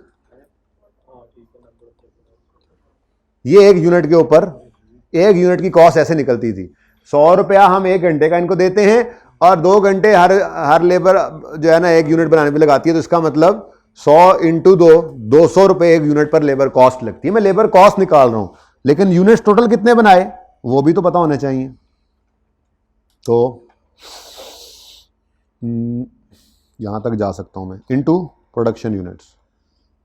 तो प्रोडक्शन यूनिट्स की तो कहानी एंड होगी ना, प्रोडक्शन यूनिट्स कभी भी निकालने पड़े तो यहीं से कहानी शुरू होनी है। कोई एक तरीका होगा, प्रोडक्शन यूनिट्स निकालेंगे, वही प्रोडक्शन यूनिट्स फिर मटेरियल की कॉस्ट में भी इस्तेमाल हो रहे हैं, वही प्रोडक्शन यूनिट्स फिर लेबर की कॉस्ट में भी इस्तेमाल हो रहे हैं, वही प्रोडक्शन यूनिट्स फिर आगे भी चल रहे हैं। अब ये असल में ना, क्योंकि पूरा सीएमए पढ़ते हो तो आपने 110 लेक्चर में सारी बात पढ़ी थी ना, तो इस तरह से चीजें इकट्ठी नहीं होती थी। अब एक बात हो गई, बस कहानी खत्म हो गई। अब आपको हर जगह नजर आ रहा है, हाँ वो सवाल में भी ऐसे ही किया था मटेरियल, वो सवाल में लेबर में ऐसे किया था, वो ओवरहेड में ऐसे किया था, क्या कर रहे थे पहले प्रोडक्शन यूनिट्स निकाल रहे थे। असल कहानी यही है, प्रोडक्शन यूनिट्स निकल आए किसी भी तरह से, उसके बाद मटेरियल कॉस्ट में वही प्रोडक्शन जो यूनिट्स प्रोड्यूस किए हैं उन्हीं की कॉस्ट, जो यूनिट प्रोड्यूस किए उन्हीं की कॉस्ट, लेबर की भी, मटेरियल की भी, ओवरहेड्स की भी, ठीक है। इसलिए प्रोडक्शन यूनिट्स वही हैं, इसलिए मैं इसके ऊपर बात अब नहीं कर रहा, कहानी अब आगे चल पड़ी है। अच्छा इधर देखो क्या होने लगा है, क्यों? लेबर कॉस्ट उधर भी तो ऐसे ही हो सकती है, मटेरियल की जैसे पिछले पीरियड की कॉस्ट दी थी ऐसे ही लेबर की भी पिछले पीरियड की हो सकती है। मैं चीज़ें चेंज कर लेता हूं उस हिसाब से, वो परेशान ना हो आप, ठीक है, वो मेरा मसला है। तो इफ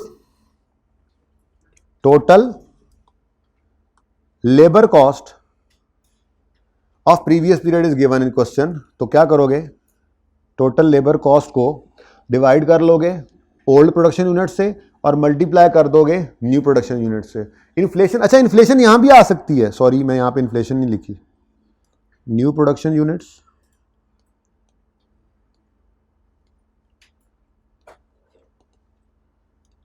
ये क्या आ गया जी, वॉल्यूम इंक्रीज अगर आएगा या डिक्रीज भी होगा तो उसमें कवर हो जाएगा, ठीक है ना, और लिख दे भाई न्यू प्रोडक्शन यूनिट्स और इनटू इन्फ्लेशन, ठीक है।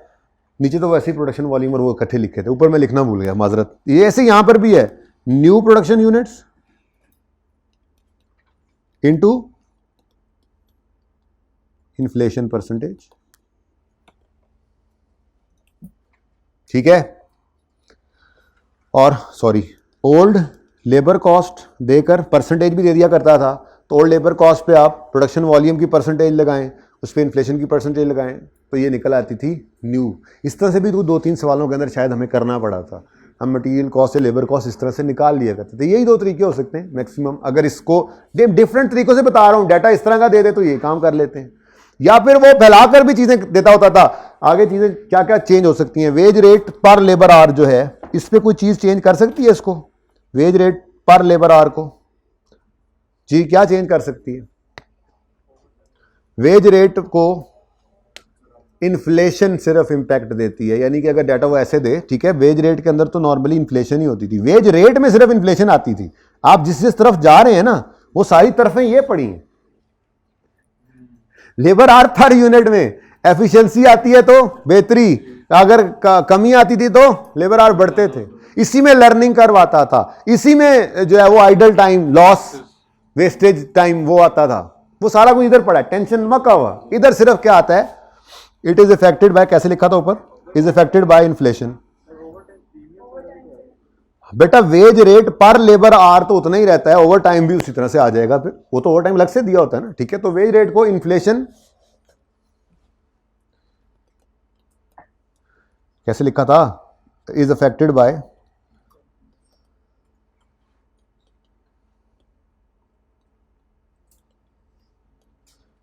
ओवर टाइम, भी तो एक तरह का इन्फ्लेटेड रेट ही होता है, महंगा इन्फ्लेटेड ही होता है, मतलब वो कहते हैं जी हम घर वालों से दूर रहें तो आप हमें 100 की बजाय और ज़्यादा पैसे दें, महंगे हो जाते हैं वो, ऐसे में कह सकता हूँ। अच्छा जी, उसके बाद जी गेम ऑन होती है यहाँ पर, ये जो लेबर आवर्स पर यूनिट हैं, इसकी ज़रा मैं बाउंड्रीज चेक कर लूँ मैं कहाँ तक जा सकता हूँ, इसमें अब गेम ऑन होनी है जी।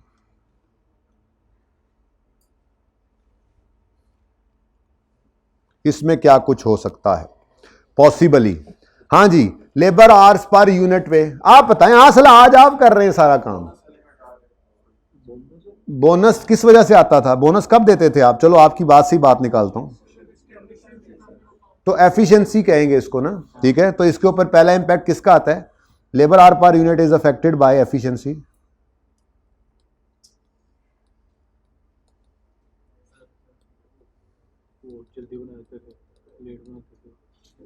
अब एफिशिएंसी जल्दी भाई कह रहे हैं बनाते थे, कभी लेट बना देते थे, यानी कि अगर एफिशिएंसी इंप्रूव होगी तो लेबर आवर्स पर यूनिट कम हो जाएंगे, ठीक है।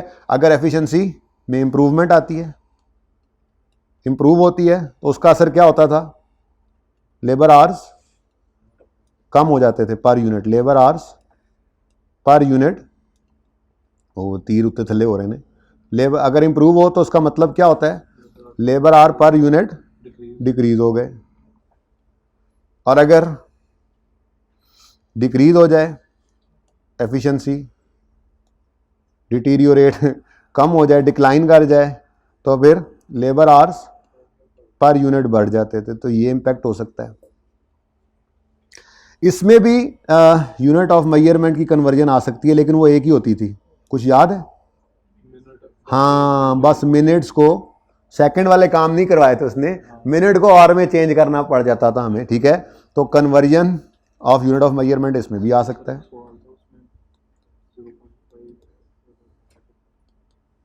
और 0.5 आर ही निकाले थे ना 30 मिनटों से, हाँ, तो इसमें एक ही था बस, मिनट्स को आप आवर्स में चेंज कर सकते हैं। तो मिनट्स को आवर्स में चेंज करना है तो 1 मिनट में कितने आवर्स होते हैं सॉरी, 1 आवर में कितने मिनट्स होते हैं? तो मिनट्स डिवाइडेड बाय 60 करेंगे तो हम पहुंच जाएंगे hours, labour hours per unit पर।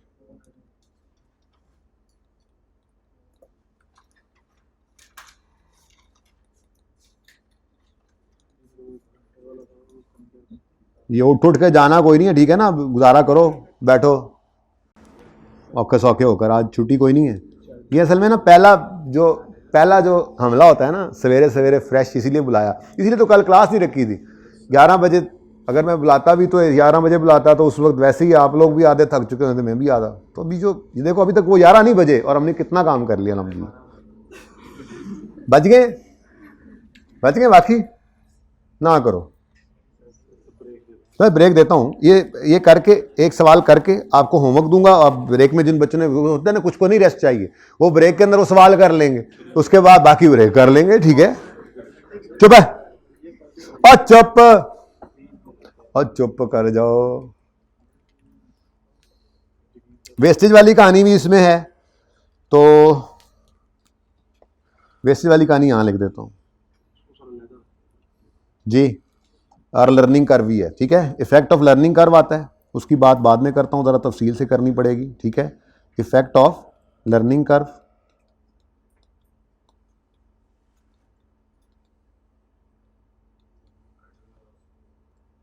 और ये आइडल आवर्स का बात कर रहा हूं, ठीक है? तो कहते हैं जी लेबर टाइम की वेस्टेज।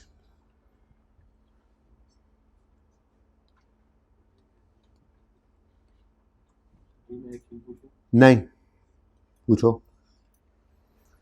अरे एक ना क्वेश्चन था, उसके अंदर ना उसने टोटल बताया था दिन में कि लेबर जो है ना वो 8 घंटे काम करती है, और फिर उसके उसने बताया था 0.5 जो है ना घंटे, आधा घंटा वो वेली बैठती है। तो वहाँ से फिर हमने वो इक्वेशन टाइप बनाई थी, उसको कहाँ पे कैटेगराइज करेंगे? यार अभी देख लेना, जब बात पूरी हो कहाँ तुम कैटेगराइज कर सकते हो उसको। वेस्टेज में करेंगे। अच्छा जी, 0.5 ओवर 8। छेड़खानी है ना किया कर मेरे साथ, पता भी अब मुझे रटा नहीं लगा हुआ अभी। क्या कह रहा है ये, क्या कह रहा है ये येलो हुड?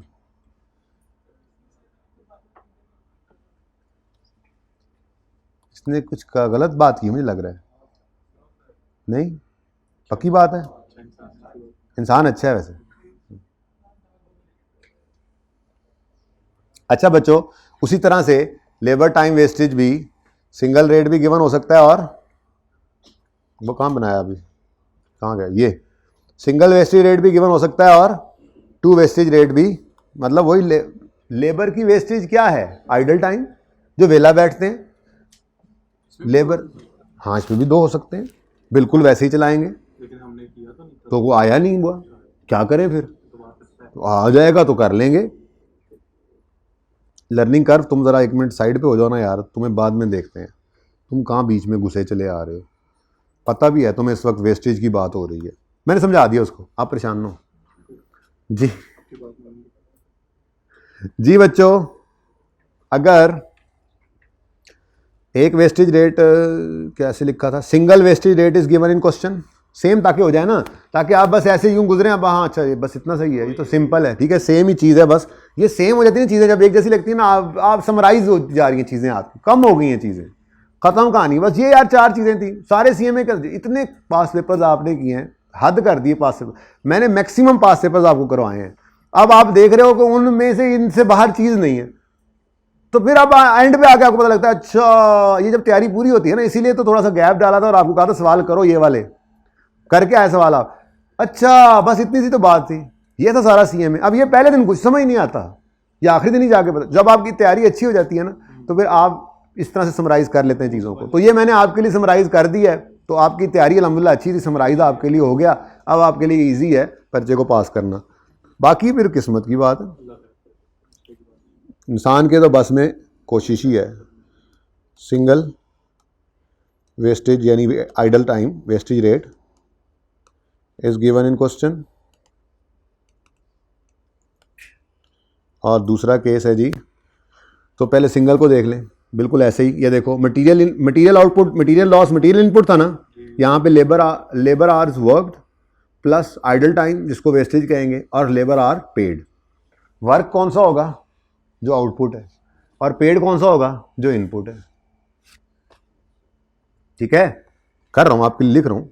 ठीक है, ये मैं शेयर कर दूंगा आप लोगों को, ये वाली तो शेयर कर दूंगा, बाकी कुछ शेयर नहीं करूंगा क्योंकि वो सारे के सारे वो हैं जो आपके पास हैं, दे दूंगा। अच्छा यार, वो भी इसको मैं पूछूंगा। अब ये वाली तो एक जगह पे इकट्ठी होगी ना चीज़ें, तो ये अब साथ के साथ ये मैं फिर शेयर कर दूंगा ग्रुप के अंदर। ठीक है यार, वो भी मैं बना लूंगा, वो बाद में दे दूंगा। मेरी कोशिश है कम से कम हर चैप्टर हो जिसके अंदर बस आप ऐसे ही 10 मिनट लगाएं, इस चैप्टर के ये 5-6 पॉइंट्स हैं, इस तरह की चीज़ें बस मैं निकाल कर कोशिश करके कम कर रहा हूँ। तो वो आपको आखिरी दिन भी मिलेगा ना, तो मसला नहीं होगा। आप सिर्फ उसको देखो, वो सिर्फ थेरी के ये को 5-7 नंबर आ सकते हैं, जो अगर ना भी दूं तो आप कर लेते हैं आंसर, क्योंकि वो चीज़ें ही ऐसी होती हैं। वो आपसे कहेगा जी हाँ रेलेवेंट कॉस्टिंग क्यों आपने इग्नोर किया, बता दो। अब ये थेरी है, अब वो आपको कॉन्सेप्ट होता है, इस तरह की चीज़ें हैं। ठीक है, कि आपने जो है वेरिएंस आया, इसका रीज़न क्या है, तो आपको पता तो होता ही है, लेकिन कुछ कोशिश करूंगा कि चीज़ें समराइज करके दे दूं, ताकि आप बस एक नज़र फेर लें तसल्ली के लिए। एमसीक्यूज इसमें वैसे कोई नहीं है, सीएमए के अंदर एमसीक्यूज नहीं है। मुझे एक बच्चे ने कहा कुछ पढ़ाने कुछ दिन गुजरे, कहा सर आप एमसीक्यूज नहीं करवा रहे। मैंने कहा वो सिलेबस में है नहीं। अब आप इशारे ना करें, आप आराम से बैठे, ये करने दें मुझे जी। जल्दी करें, जल्दी करें, जल्दी करें, बताएं बताएं बताएं बताएं, क्या बताया मैंने अभी आपको? Labour hours worked plus labour time wasted, या आइडल टाइम कह लो इसको। वेस्टेज ज़रा बोल रहा हूँ ना मैं, इसलिए ज़रा वेस्टेज ही लिख देता हूँ ताकि एक जैसा ज़रा हो जाए ना। Labour time wastage plus labour are equal to labour are paid. बिल्कुल वैसा ही बन गया, लेकिन ना ज़रा जगह देख लें दो मैनू, काम बहुत अगे निकल गया। जगह बहुत नहीं है यार, जगह बेच के तो गड्डी लईए भाएं, जगह कितों आई ने भाएं, जगह है गड्डी से, जगह बेच के तो गड्डी लईए भाएं, जगह है सारे सीटा है ने नहीं भाएं, बोरियां भी छियां ने। तो ये तो होता ही है, वो आगे से झुकते ना आते हैं। फैसलाबाद में चले जाओ, अल्लाह माफ़ करे, एक बार हम ऑडिट पे गए, उफ, मैं चिन्होट में था तो हमारी एक और टीम फैसलाबाद में थी, तो वहाँ पे जो दो थे ना, तो उनके पास जब गए तो वो जो उन्होंने अशर किया उनका और अपने ऑडिटर्स का, मुझे तो तारुफ का है कि ये फलां साहब है, ये आजकल टार्जन लगे हुए हैं। मैं कहा यार तुम लोग, वहाँ पे कोई माफ़ी नहीं, किसी को माफ़ी नहीं, हर बंदा ही। चलो माशाल्लाह, अच्छे मज़ेदार लोग हैं। कहाँ से कहाँ निकल गया दिमाग, वापस आओ वापस आओ। आजकल ज़रा मैं वैसे तो अपने वेला हूँ ना आजकल तो। अच्छा, इसको आप कह लें आउटपुट, क्या कहेंगे? आउटपुट, आउटपुट इसको कह लें इनपुट। ठीक है ना, अपने समझने के लिए। अब ये क्या होगा? नॉर्मल वही सर्कमस्टांसेस हैं इसमें भी, कि आपको इसको बीलू ही रखें, बीलू ही। अच्छा, क्या होगा जी, आपको इस सिंगल रेट वाले केस के अंदर ये नॉर्मली गिवन होगा, परसेंटेज गिवन होगी, और ये आपने कैलकुलेट करना होगा। वही तरीका, ये देखो ये देखो, ये गिवन परसेंटेज, नॉर्मली इनपुट का, वही वाली बात। नॉर्मली ये गिवन होगी परसेंटेज और नॉर्मली इनपुट की, अगर चुप हो तो इनपुट। एक जैसी बातें हैं, चीज़ें ज़्यादा नहीं है, ऐसी बस आप डरते हैं। जी जी फरमाएं फरमाएं, आप फरमा लें पहले, आप तुसी पहले गल कर लो। ए लिखवा मिट भी गया जी, बोलें बोलना। अच्छा अच्छा जी, ये सिंपल केस है। अब ज़रा तिलों वाला केस, सादा केस था, अब तिलों वाला केस आ गया, तिलों वाला जी। इसको थोड़ा सा और इधर कर लें। ये ना एंड पे मुझे लगता है ना कि बाद में वो मार्जिन्स का ख्याल रखना पड़ेगा, तो बाद में ना काम करना पड़े ना, जब आपको मैंने शेयर करना है इसको। अच्छा, उसके बाद जी तेनू रह नहीं दो, कुछ रास्ता तो होए, चलो। अच्छा जी, नेक्स्ट क्या लिखा था ऊपर? 2 wastage rates are given in, ना ना ना, 2 वेस्टेज रेट्स आर गिवन। भाई नए बच्चे भी आए हुए हैं, नया बच्चा भी आया हुआ है, नए बच्चा भी आया हुआ है एक जी। लेबर आवर्स वर्कड, पहले फॉर्मूला लिखा ना, ठीक है। Labour time wastage is equal to labour hours paid. अब इनपुट आउटपुट नहीं लिख रहा। अब ये वहां पर दो मामलात होते थे, करंट और रिवाइज्ड। करंट में क्या है जी, करंट में आपको फाइंड करना होगा, ऐसे ही है, गिवन होगा आपको, ठीक है जी। अब इसकी मैं एग्जांपल नहीं करवाऊंगा क्योंकि एग्जांपल ऊपर करवा दिया, वो सेम चलनी है, ठीक है। ये जो फाइंड किया आपने, इसको आपने कॉपी पेस्ट करना है रिवाइज के लिए या न्यू के लिए। रिवाइज लिखा था ना ऊपर, रिवाइज, ठीक है जी। और उसके बाद ये आपको अगेन क्या होगा, गिवन, और ये आप क्या कर लेंगे, कैलकुलेट। चाहिए हमें ये वाला कैलकुलेट होता था, कितने आवर्स इस प्रोडक्ट के अंदर चार्ज करें, कितने मटेरियल इस प्रोडक्ट के अंदर चार्ज करें, चाहिए हमें ये वाले होते थे एंड पे कैलकुलेट। लेकिन तरीका ये होता था, ये हमारा सी बनता था, यू जैसे बनाया था, ये पता नहीं क्या बनाया था। बहरहाल ये इस तरह से चल के आते हैं, पहले इधर से इधर आते हैं, फिर इधर से इधर आ जाते होते हैं, ठीक है। शॉर्टकट इसका भी वही है, सेम, ठीक है। तो ये असल में कहानी, ठीक है जी। और आखिरी बात जो लेबर के अंदर इस पर यूनिट के अंदर आ सकती है, वो आखिरी बात जनाब क्या है,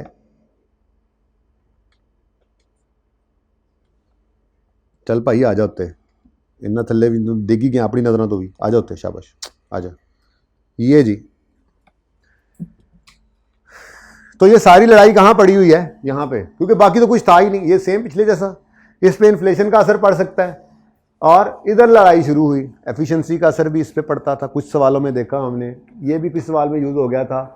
और ये लेबर टाइम वेस्टेज का भी मसला इसी को था, और ये लर्निंग कर्व वाला भी इसी के अंदर ही कॉन्सेप्ट आया करता था, ठीक है जी। तो सही है, तो ये अभी मैं आपको एक सवाल करवाऊंगा भी सही, बल्कि इनफैक्ट वो सवाल में सिर्फ मैं लर्निंग कर्व करवाऊंगा, और जो मैंने रेलेवेंट कॉस्टिंग का सवाल करवाना है ना, लर्निंग कर्व इत्तेफाक से उस सवाल में भी है, ठीक है ना। तो वहां पे दोबारा भी हो जाएगा, लर्निंग कर्व 2 दफ़ा हो जाएगा फिर आज। हाँ जी, नॉर्मली इसमें लर्निंग 2 तरह से दी होती थी, कुछ सवालों में वो यूनिट वाइज दे देता था, कुछ सवालों में वो बैच वाइज देता था, ठीक है। ये सवाल हमने किए थे काफ़ी। तो यूनिट वाइज लर्निंग की निशानी क्या होती थी, वो यूं लिखा होता था सवाल के अंदर, learning will apply to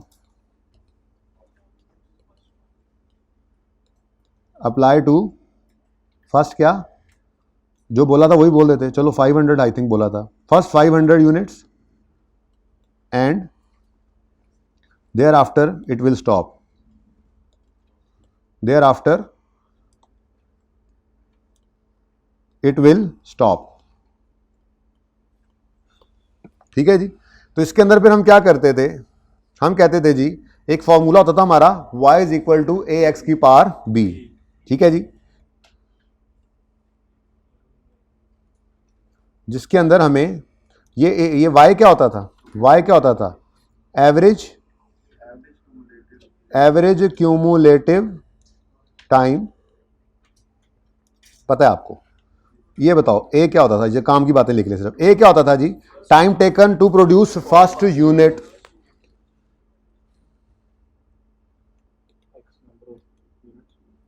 time taken for first unit. उसके बाद एक्स होता था जी यूनिट्स, और यूनिट्स कौन से होते थे, क्यूमुलेटिव, याद है ना, क्यूमुलेटिव यूनिट्स। कोई नहीं याद तो याद आ जाएगा इंशाल्लाह, रिवीजन के अंदर तो आपको प्रॉपर वो सवाल 2-3 गिवन होंगे ना, जब आप कर रहे होंगे, जब आपने रिवीजन या की होगी, बल्कि आप लोगों ने की थी रिवीजन क्लास में आने से पहले, चलो फिर फायदा। अब ये वो चीज़ें हैं, ये वो चीज़ है जिसकी आपने रिवीजन की हुई थी, क्योंकि ये उस एरिया में था जिस एरिया को मैंने कहा था कि रिवाइज करके आना है आपने, ठीक है जी। और एवरेज टाइम पर यूनिट इस वाइस को कहते थे, और बी ये होता था लॉग ऑफ लर्निंग रेट, और वो जो भी था वो सवाल में गिवन होता था, ठीक है ना जी, ओके। तो ये कुछ थोड़ा सा हमने इसको ज़रा देखा।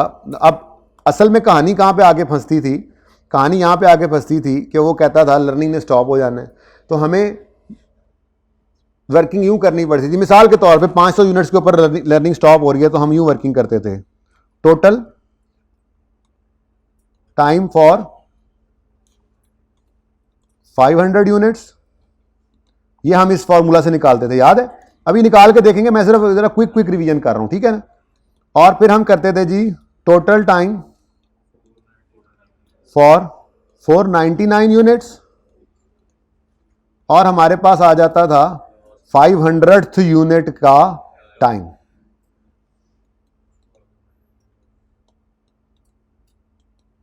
अब इससे ये होता था कि अगर मिसाल के तौर पे 1200 यूनिट्स हमने बनाने हैं, तो 500 यूनिट्स पर तो इतने आवर्स लगते थे, और ऊपर वाले जो 700 यूनिट्स होते थे उनके ऊपर पर यूनिट ये आवर हमें मिल जाते थे, तो हम इस तरह से टोटल आवर्स निकाल लेते थे, ठीक है। अब यही लर्निंग वाला कॉन्सेप्ट बैच वाइज भी लगा करता था सवालों के अंदर।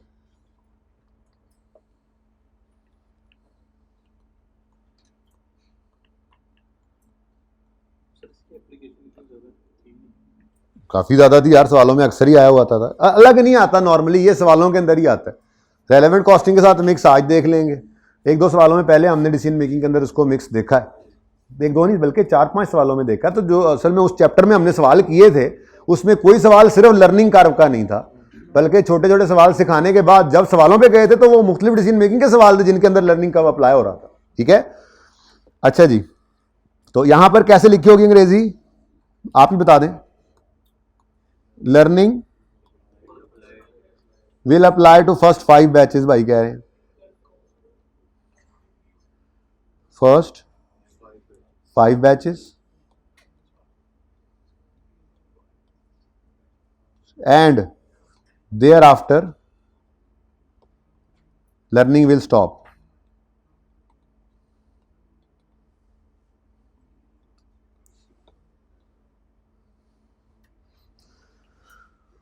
अब इसके अंदर भी उसी तरह से फॉर्मूला तो सेम होता था,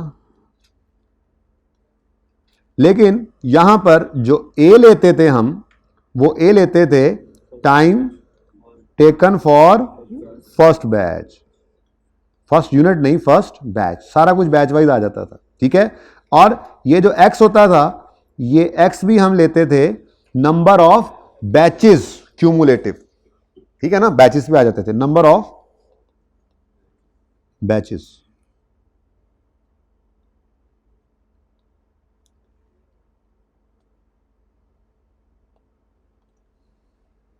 ठीक है जी, नंबर ऑफ यूनिट्स। तो ये थोड़ा सा फर्क होता था इसमें, ये वाली शीट ही ना क्रैश कर जाए ऐसी, इतना जोर है ला छड़िया जी।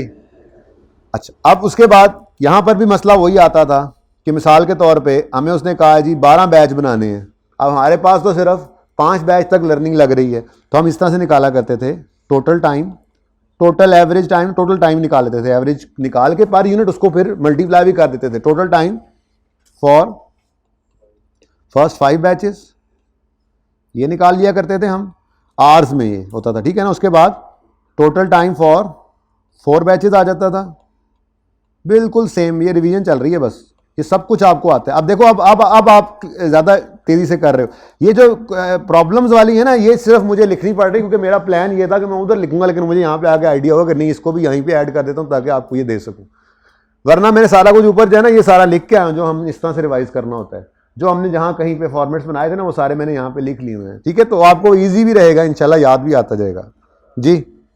ये क्या है जी, ये क्या है जी, टाइम फॉर 5th बैच। अब 5 बैचेस का टाइम ऊपर से डालेंगे और 6, 7, 8, 9, 10, 11, 12 ये 7 बैचेस का टाइम जो है वो ये 5th वाले से मल्टीप्लाई कर देंगे, हमारे पास टोटल टाइम आ जाएगा, ठीक है। अच्छा, इसके साथ अब हम करेंगे स्प्रिंग 23 का क्वेश्चन नंबर 1।